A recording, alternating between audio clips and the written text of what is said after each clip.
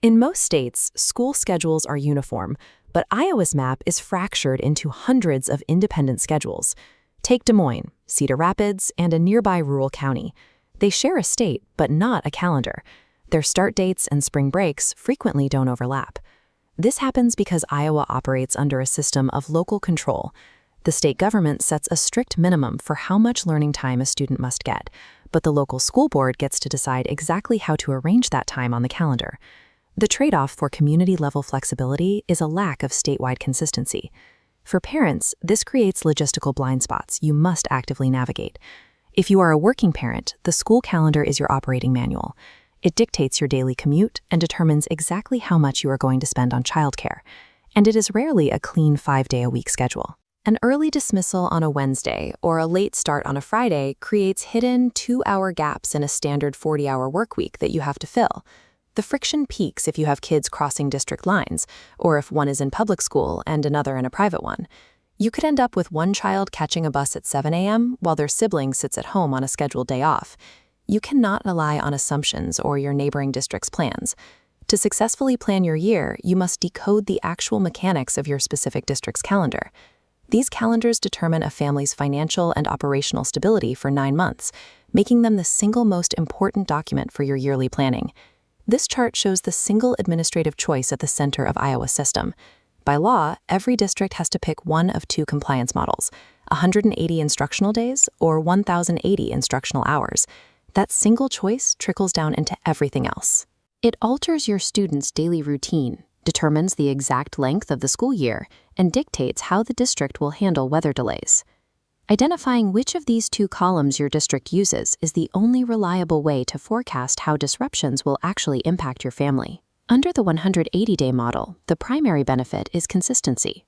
You get a highly predictable daily schedule with uniform start and stop times from Monday through Friday. But that consistency creates rigid parameters for making up missed time. A missed day has to be replaced with a full day. When an Iowa winter inevitably forces a week of snow days, the district cannot just absorb that lost time. They have to tack those days onto the end of the calendar.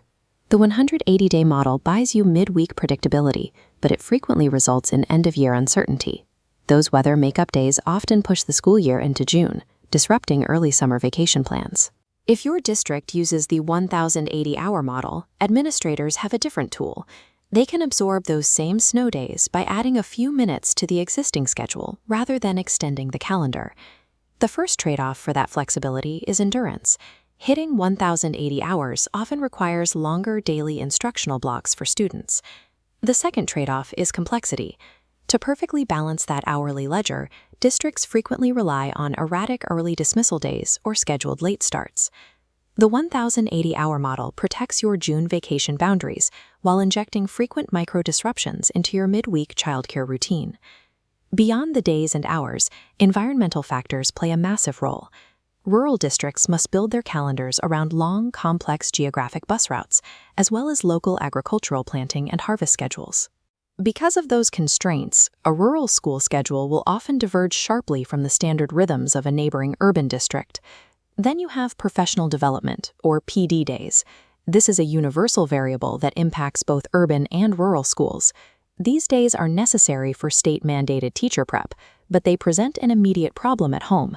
They sit on the calendar looking exactly like regular school days, but they offer absolutely zero childcare coverage.